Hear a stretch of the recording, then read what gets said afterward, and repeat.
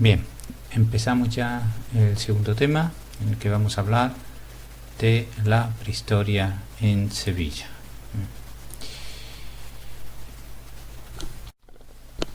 Este es el esquema que vamos a desarrollar, aunque realmente Sevilla no va a aparecer hasta la edad del bronce final, edad de hierro, pues vamos a contextualizarlo en función de la evolución humana y lo que nos afecta a la península, empezando por el Paleolítico y desarrollando todas las distintas etapas de forma breve. Nos detendremos más lógicamente en Tartesos, origen de Sevilla, hablaremos de la Sevilla turdetana y por último del origen mítico de Sevilla. Aquí tenemos las cronologías. Estas cronologías hay que hacer el inciso de que se referirían sobre todo a partir del Neolítico a la zona geográfica de la península ibérica, sobre todo al suroeste de la península ibérica, donde el Neolítico llegará aproximadamente en el 6000 a.C., o sea, hace unos 8000 años. Anteriormente se desarrolló el Paleolítico y posteriormente el Megalítico de grandes piedras y Calcolítico que se interaccionan, ¿no?, en la zona de Valencina, las distintas etapas del bronce, hierro antiguo con los fenicios y tartésicos y el hierro reciente con los turdetanos. Esta sería la evolución tradicional del Homo sapiens, que nace en África y que en principio pasaría por aquí, por el Sinaí, por el Próximo Oriente. Algunos se desviarían hacia Asia y otros hacia Europa, y por Europa llegarían a la península ibérica y al sur de la península ibérica. Hay otra teoría que plantea una llegada del Homo sapiens cruzando el estrecho de Gibraltar desde el norte de África, pero es más discutida. Ayudándonos de las vitrinas que tenemos, magníficas vitrinas que tenemos en el Museo Arqueológico de Sevilla, pues vamos a comentar un poco la primera etapa, el primer peldaño de la historia de la humanidad, ¿no?, que es el Paleolítico. Ya estamos hablando todavía de desarrollo de distintos homínidos. Aquí tenemos algunos de los protagonistas de todo este Paleolítico, ¿no? En el centro el Homo erectus, a la derecha el neandertal y a la izquierda nosotros, el Homo sapiens. Son copias de cráneo que existen en nuestro museo arqueológico, ¿no? Paleolítico va pasando por distintas fases, una primera muy larga, inferior, medio y ya la última, la superior, ¿no? En el medio, pues el neandertal es el principal protagonista, y ya en el superior compite con el sapien hasta desaparecer el neandertal. Paleolítico significa piedra vieja o piedra antigua porque los homínidos que empiezan a desarrollar la inteligencia dentro de un proceso evolutivo que es muy lento, hay que fijarse en la cronología del Paleolítico, que estamos hablando de 1 millón de años, un proceso muy lento, van desarrollando la inteligencia. No es algo que se adquiera así de repente, sino que poco a poco los distintos homínidos van siendo cada vez más inteligentes, y eso se refleja en los útiles que desarrollan, ¿no?, en la industria lítica, lo que se llama la industria lítica, que no es ni más ni menos que la piedra que utilizan aquí en el suroeste de la península ibérica. La que más abunda es la cuarcita, el cuarzo, y pues son piezas de cuarzo en las que, bueno, podemos estos útiles, como digo, de cuarcita. Al principio son unos útiles muy sencillos, estos cantos rodados apenas devastados por una o por dos de sus partes para generar ese filo cortante. Son útiles que son monofuncionales, sirven para todo, o polifuncionales, mejor dicho. Lo mismo sirven para descuartizar un animal que para cortar la piel, para cualquier cosa. Poco a poco van desarrollando unos útiles un poco más definidos, con más talla, ¿no?, como estos bifaces. Aquí ponemos raderas, vendedores. Esto sería el Paleolítico superior. Aquí en el Paleolítico medio, fundamentalmente musteriense, de los neandertales, pues van desarrollándose unas herramientas más pequeñas, mejor talladas, dentro de lo que es la industria lítica. Ambas son vitrinas del Museo Arqueológico de materiales que se han encontrado fundamentalmente en las terrazas del río Corbones, ¿no?, que está muy cerca de Sevilla. Pues una vez que se va produciendo ese proceso evolutivo, que también es de inteligencia y eso se va reflejando en una industria lítica cada vez mejor realizada y más especializada, cada pieza a sus circunstancias, llegamos al Neolítico, que aquí en Andalucía La zona llega entre el 6000, llegaría al 6000 a.C., hace unos 8000 años, en el que se produce una revolución industrial tremenda, ¿no? Porque pasamos de unos homínidos anteriores que son cazadores recolectores, o lo que es lo mismo, que viven de la caza y de la recolección de frutos silvestres, al neolítico, en el que nos encontramos a un Homo sapiens que aprende a producir sus propios alimentos, aprende a desarrollar la agricultura, cultivando fundamentalmente cereales, trigo, cebada, y aprende a desarrollar una ganadería de animales domésticos, ¿no? Por lo tanto, produce sus propios alimentos, no deja de usar la caza, no deja de usar la recolección, pero ya son actividades menores, no son las principales.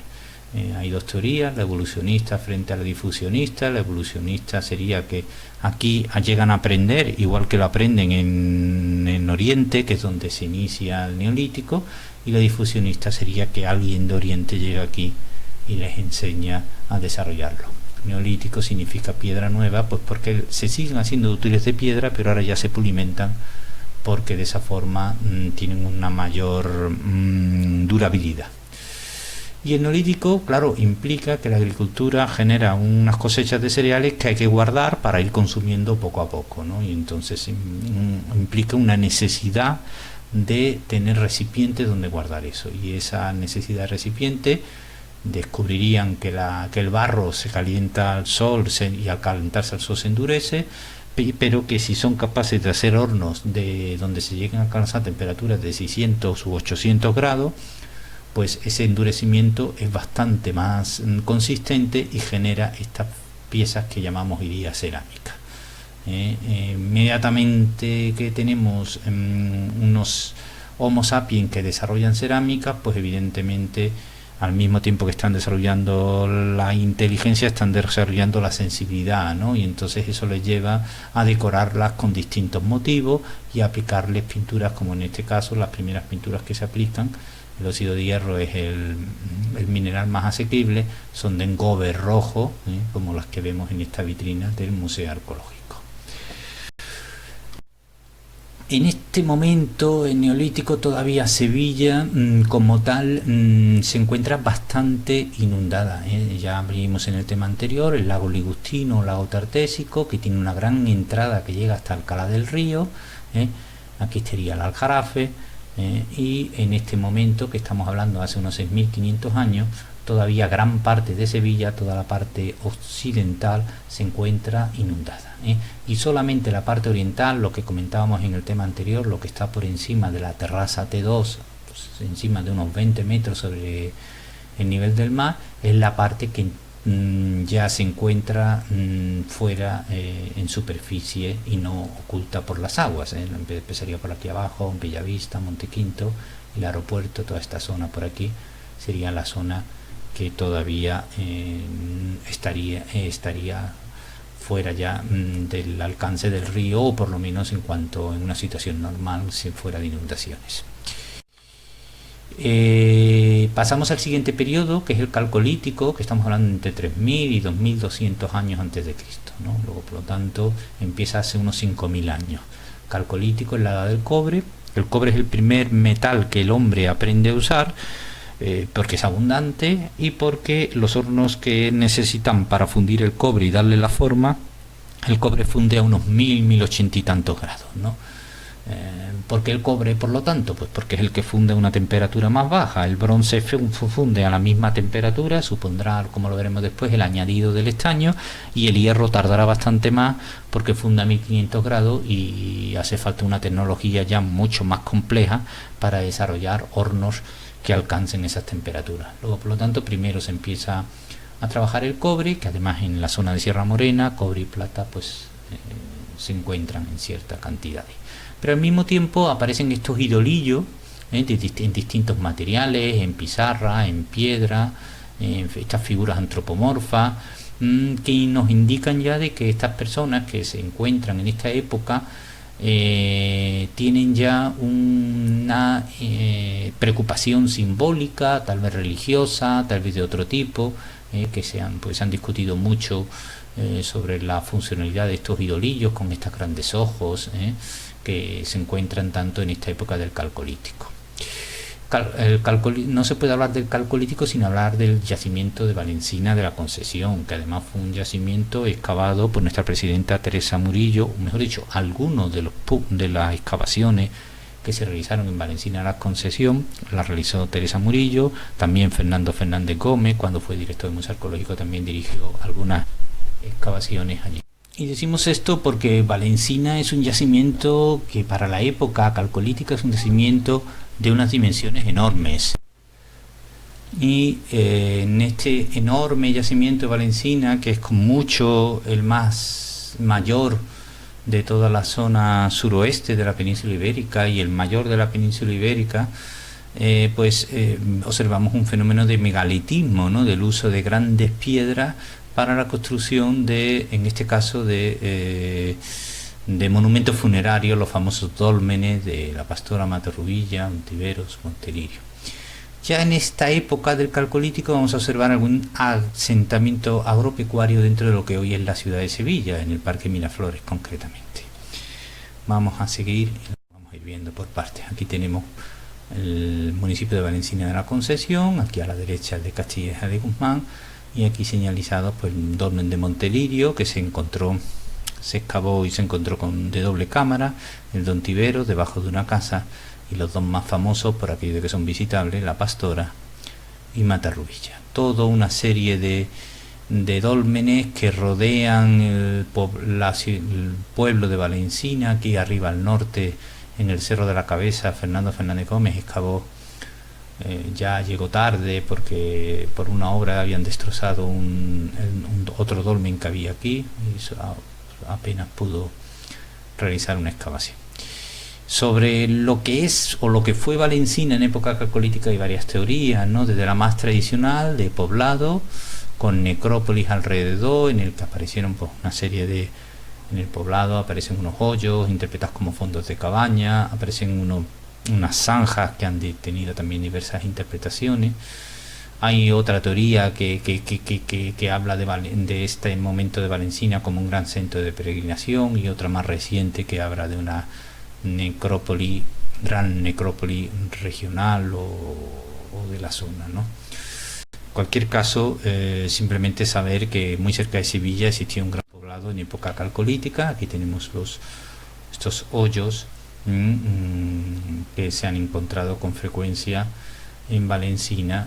Aquí tendríamos Valencina la Concesión, el asentamiento que hablaremos ahora del Parque Miraflores, Universidad Laboral, todavía está entrada fuerte de la desembocadura del Guadalquivir en el lago Tartésico o lago Liusti. Como decíamos antes, ya en la ciudad de Sevilla tenemos un par de asentamientos. Concretamente aquí tenemos el Parque Miraflores. Esta sería la Ronda Supernorte, que lo corta en dos, la parte sur del parque, y esta sería la parte norte. Aquí teníamos los polígonos Calonge y Estores, separados por el ramal del ferrocarril que va a Santa Justa. Y bueno, pues justo aquí al lado de la Ronda Supernorte, la parte norte del Parque Miraflores, pues se realizaron unas excavaciones en el 2004 en el que se encontraron también unos huecos, unos hoyos que se interpretaron como silos para almacenaje de cereal. También de época calcolítica, donde posteriormente estuvo la fuente del Arzobispo, muy cerca de la fuente del Arzobispo, pues también aquí, este es el puente de la carretera Carmona. Cuando baja el puente de la carretera Carmona, pues también aquí se encontraron cerámica que dataron un asentamiento también agropecuario de época calcolítica. Este sería el recorrido del Tagarete entrando en Sevilla, ya por aquí en dirección a la calle Arroyo, y cortando la carretera Carmona viniendo por el Parque Miraflores, ¿no? Pero también pasaría por aquí, por este cerro, donde ya digo que se encontró este otro asentamiento. Estos asentamientos agropecuarios se han interpretado como dependientes del gran centro de Valencina, pero bueno, ya alguien estaba bajando hacia el valle y estaba empezando a realizar explotaciones, por lo menos agropecuarias. Pasamos al bronce, en un avance tecnológico que supone la aleación de cobre con estaño para dar unas piezas metálicas de mayor consistencia. No esto, porque esto Tenemos el campaniforme, el bronce antiguo, que se coge el nombre de estas cerámicas tan curiosas en forma de campanas invertidas con estas decoraciones. Ya se domestica el caballo, la navegación a vela, empiezan a aparecer una serie de enterramientos individuales con ricos ajuares que nos van insinuando ya una jerarquización en las sociedades cada vez más clara, ¿no?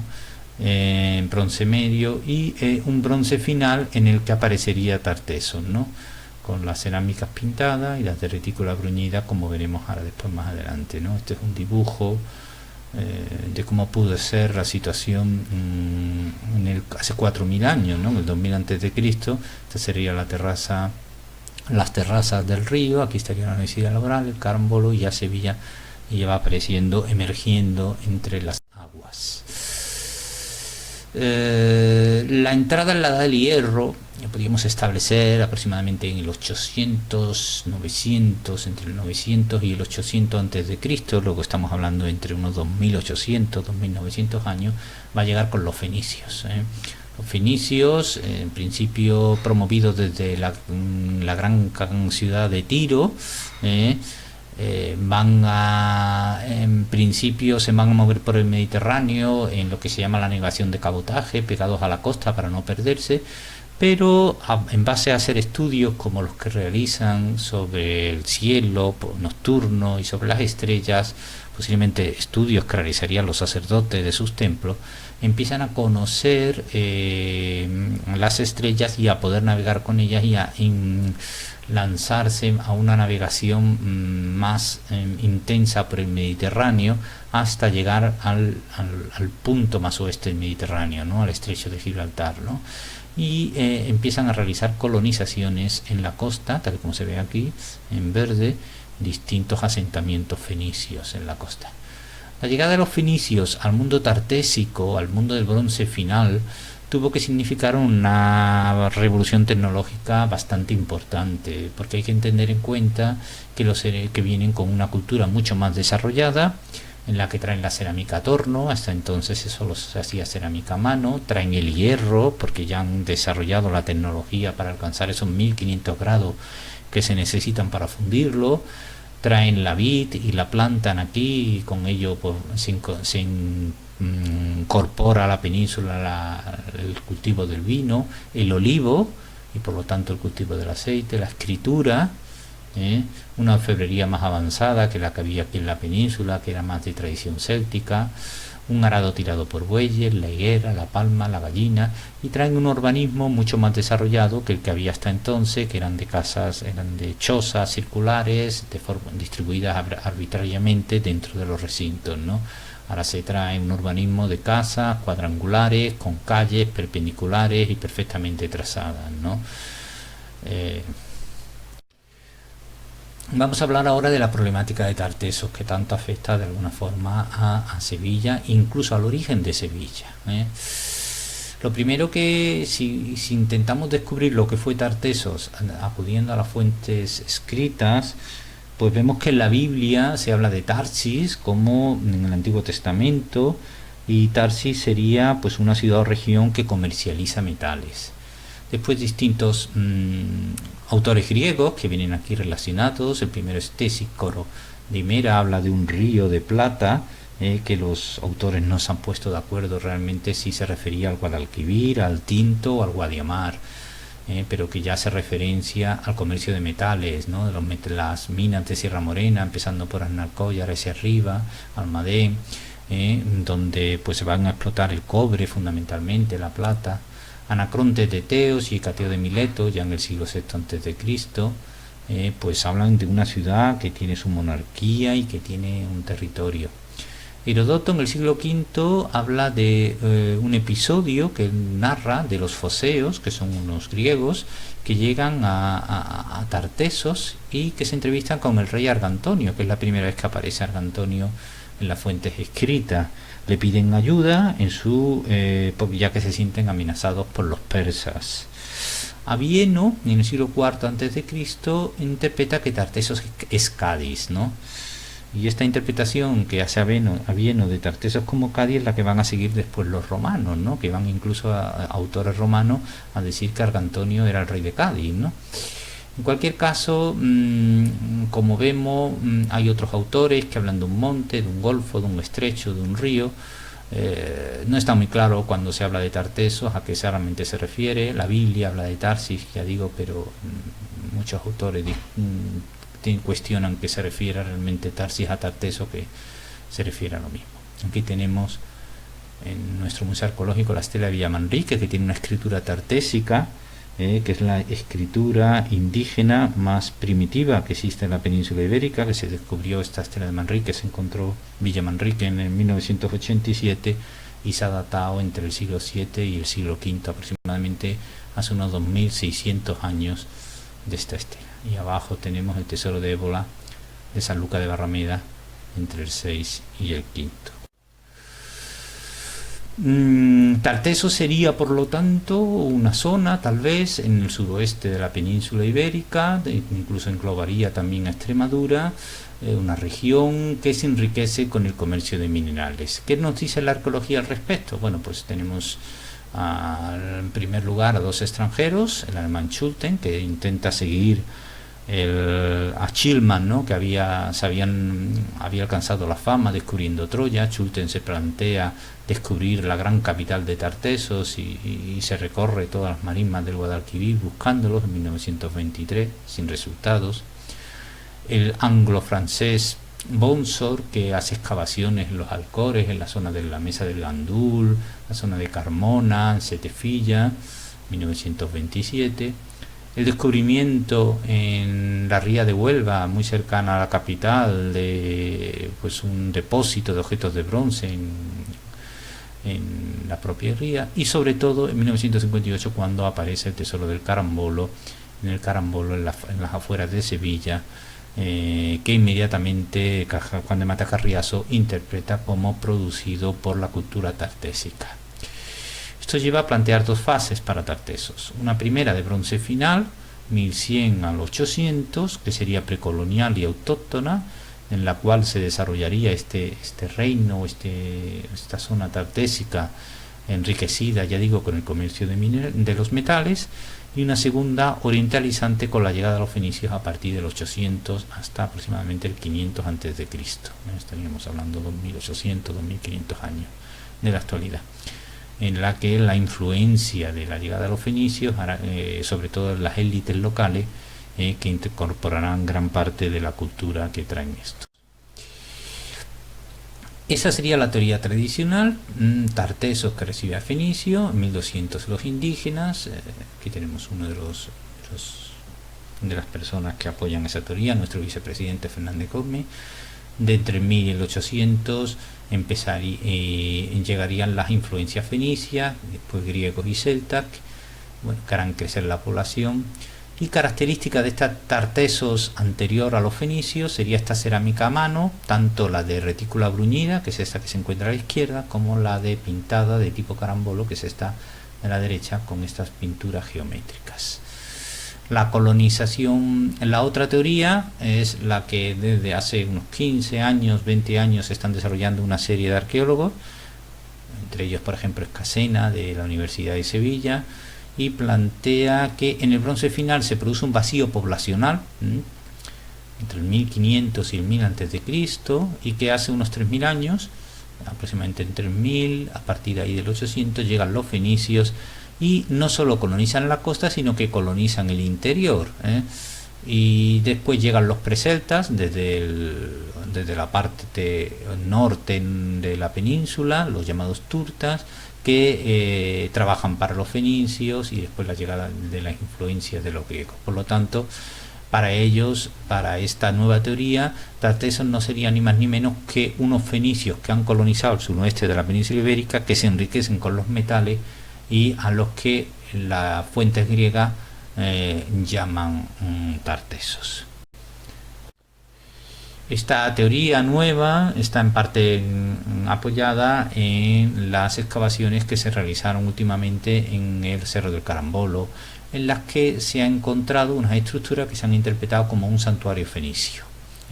Primero un santuario más pequeño, más sencillo, que sería este de aquí arriba, con dos celdas, dos cámaras sagradas, una para el dios masculino, Baal fenicio, otra para la diosa femenina, Astarte, que con el tiempo llega a aumentar de tamaño de forma importante. Sería esta parte de aquí abajo con las dos cámaras sagradas de Baal y de Astarte, y con una serie de dependencias del santuario. En el carambolo pues había encontrado previamente, se encontró unas referencias calcolíticas con unas fosas y en el bronce final, y después lo que en Carriazo, cuando apareció el tesoro del carambolo, interpretó como poblados alto y bajo, que ahora se interpretan por otros arqueólogos como templo fenicio, ¿no? Ampliación del templo sería esta con los altares, ¿no? Una capilla con piel de toro sería Baal, o con su hogar y bueno, también relacionado con la estatuilla de Astarte que apareció muy cerca del cerro del carambolo.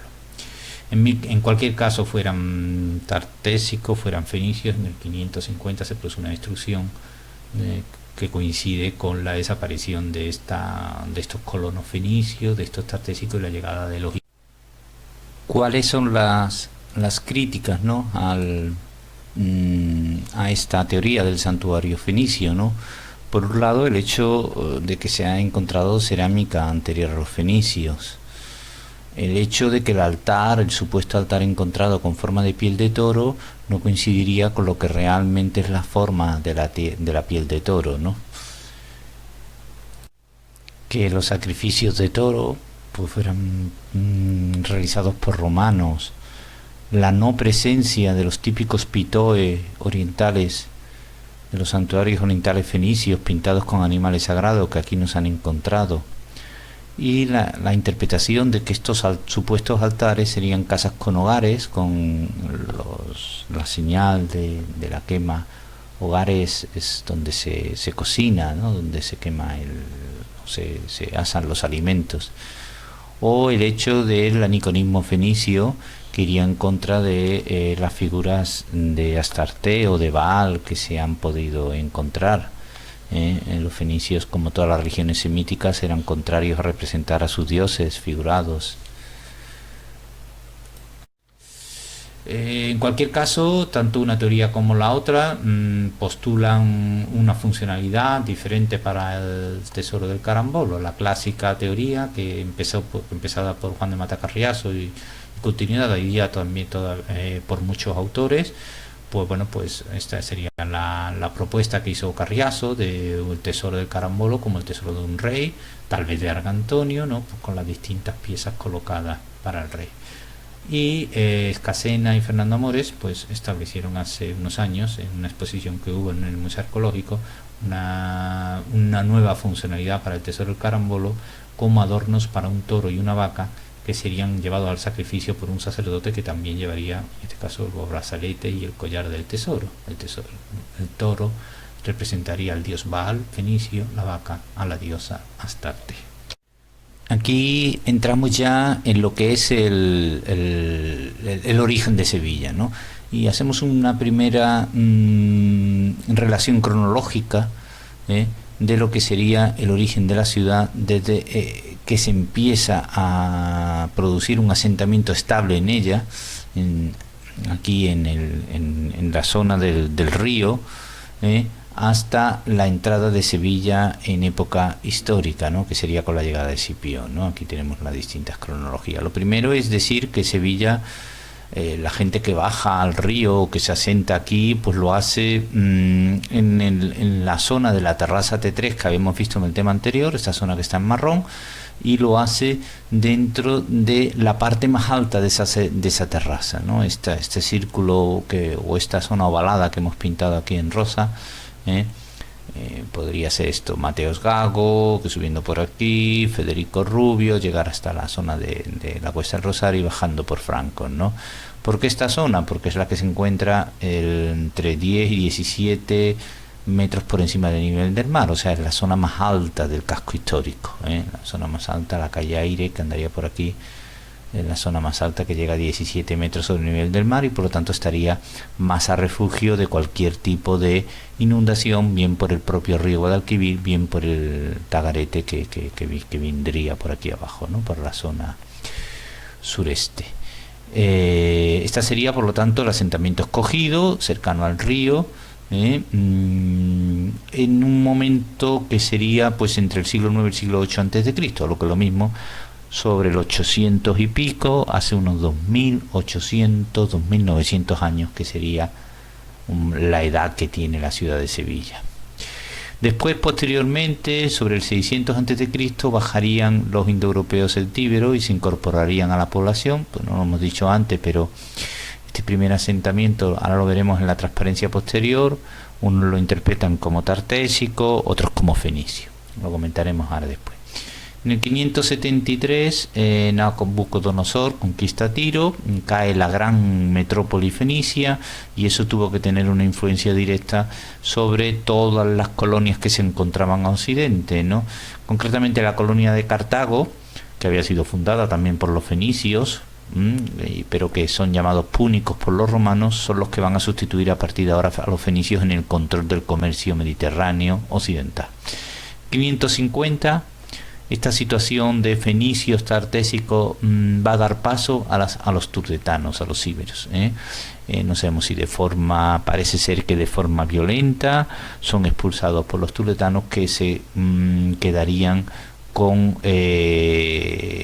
la población, y son los que a partir de ese momento sustituyen a tartesos o íberos, o según otros, pues según una evolución natural de los que serían los indígenas que se quedan con la zona. En el 237, 230 es cuando llegan los cartagineses con Aníbal, Asdrúbal y todos estos, que conquistan una parte importante de la península ibérica, toda la zona mediterránea y la zona gran parte de la zona sur.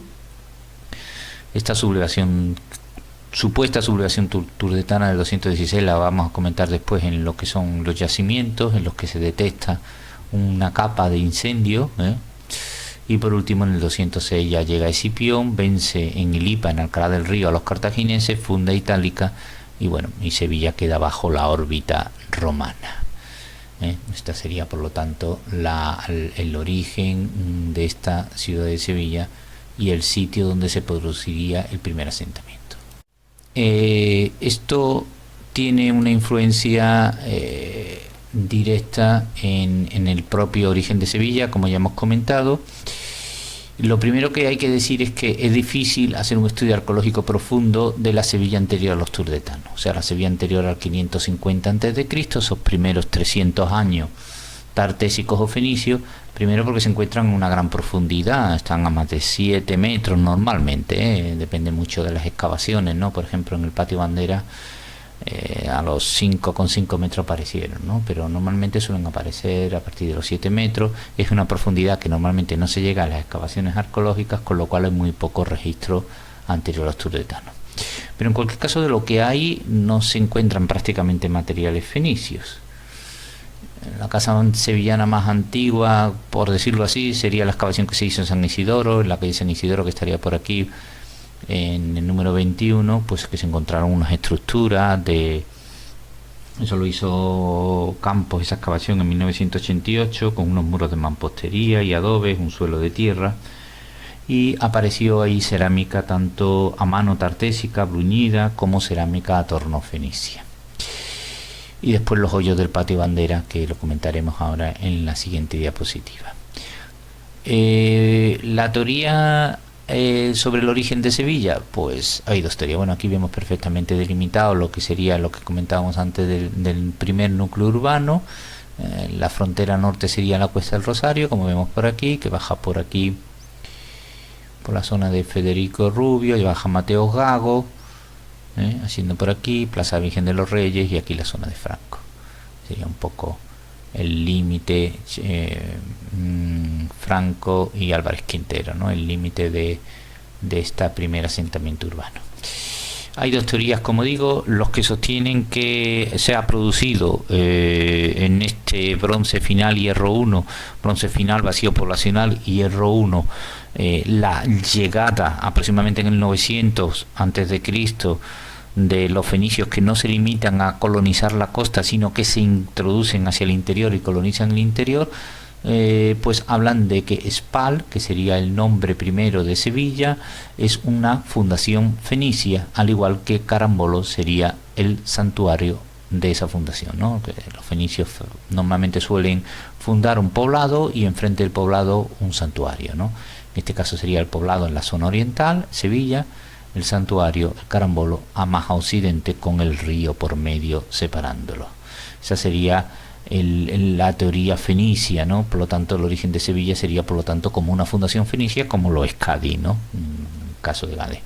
Los que sostienen que Sevilla es una fundación tartésica sostienen que de algún momento determinado pues empiezan a sentarse abajo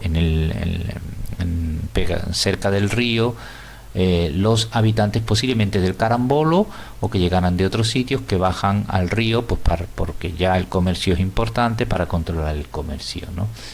Con ese primer periodo autóctono indígena antes de llegada de los fenicios, y que por lo tanto esa bajada al río forma, pegado al río en el Altozano, el Spal tartésico. Son las dos teorías que nos encontramos sobre el origen de Sevilla. Siguiente, ¿no? Estas son las excavaciones que ha realizado Tabales entre el 2009 y 2005 en el Patio Bandera, en la zona norte del Patio Bandera, justo por la parte más cercana a la Plaza del Triunfo. Pues él ha encontrado a unos 5,5 metros de profundidad estas fosas, ¿no? Esta fosa, por ejemplo, que está aquí marcada con 1696 y que veis rodeada de una serie de estructuras ya que son de época romana.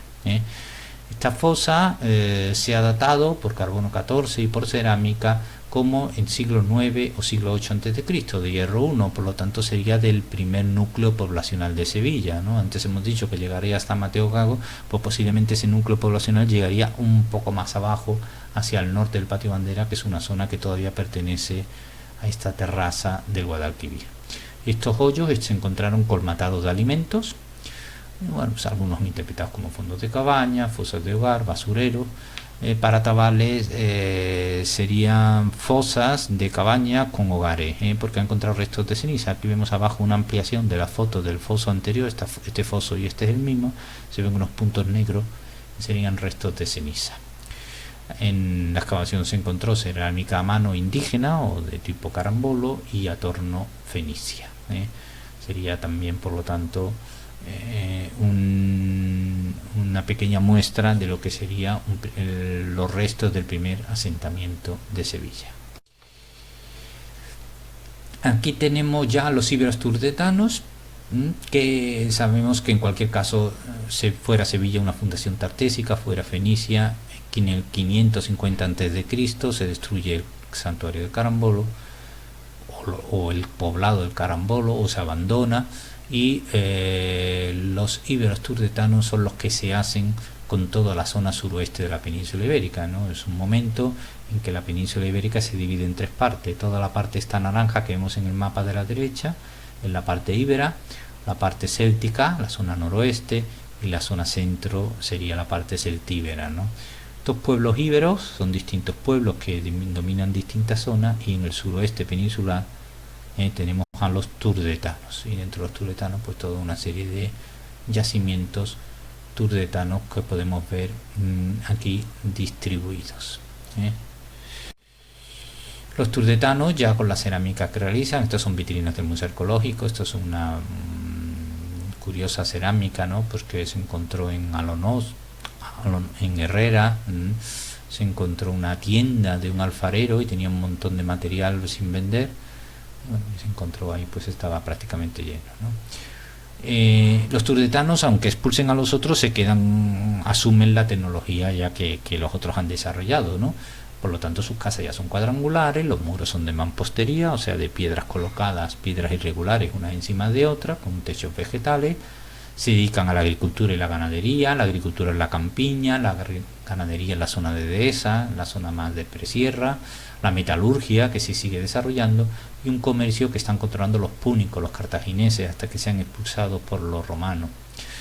La cerámica clara, que vemos aquí, pintada geométrica, tienen su moneda, su estructura social, su rey, y son famosos los íberos como guerreros. También se realizan una serie de fotos en bronce, y guardianes de tumbas. Todo esto son de vitrinas que podemos encontrar en el Museo Arqueológico de Sevilla.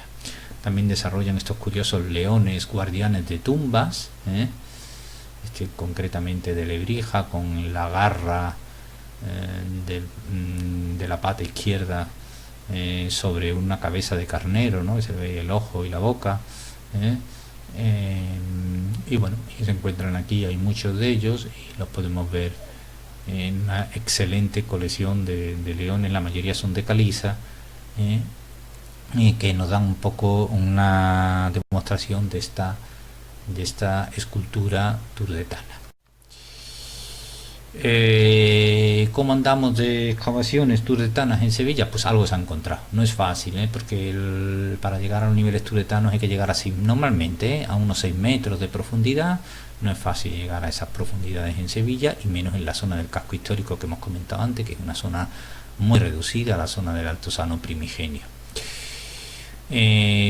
La excavación más famosa es la de la Cuesta del Rosario, que es esquina Galindo. Aquí está la Cuesta del Rosario, en la Plaza de la Pescadería, y aquí en esta entrada en la calle Galindo, que es una calle que no tiene salida.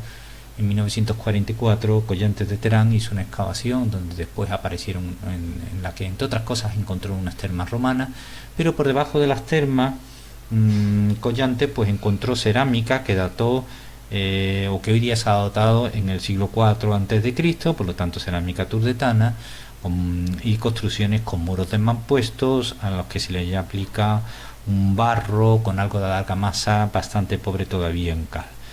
Sobre ello encontró un tesorillo, 5 lingotes y 4 monedas de plata cartaginesas, y sobre ese tesorillo un nivel de incendio. El nivel de incendio se detecta pues porque tanto la tierra como los objetos que ahí aparecen se encuentran afectados por incendio. Ese nivel de incendio lo vamos a ver ahora en otros yacimientos. En el Cote de Molina número 7, que sería el 12 de aquí está, pues también se encontraron muros de piedra en una excavación que hizo Campos en 1986. En San Isidoro, en la calle San Isidoro 21-23, que estaríamos aquí, pavimento de adobe, y otra vez el nivel de incendio. La calle Mármoles 9, estaría aquí la calle Mármoles, pues el muro de piedras también, y en otra vez nivel de incendio. Incluso en Abades 41-43, pues en una edificación se encontró un resto de lo que parece ser un taller de metalurgia, ¿no? En cuanto a nivel de incendio, pues se ha interpretado de dos formas. Ya que está encima de los niveles de monedas cartaginesas, ahí se asocia a el hecho en sí de la batalla de Lipa entre cartagineses y romanos, ¿no? Las tropas de Escipión venciendo a los cartagineses. Esta batalla de Lipa pudo haber provocado situaciones diferentes. Una primera sería la que planteó Blanco y que le siguió Campos, Blanco Frejeiro y Campos, según la cual el nivel de incendio se produce porque la ciudad Spa, la ciudad turdetana, se rebela contra los cartagineses y los cartagineses atacan e incendian la ciudad. La otra teoría sería de Rodríguez Temiño, según la cual la ciudad, después de la batalla de Lipa, los cartagineses huyen, se refugian en la ciudad y las tropas de Escipión atacan e incendian la ciudad. En cualquier caso, nosotros realmente no tenemos claro cuál de ellos lo provoca, pero sí. Bien, vamos a terminar hablando sobre el origen mítico de Sevilla, ¿no?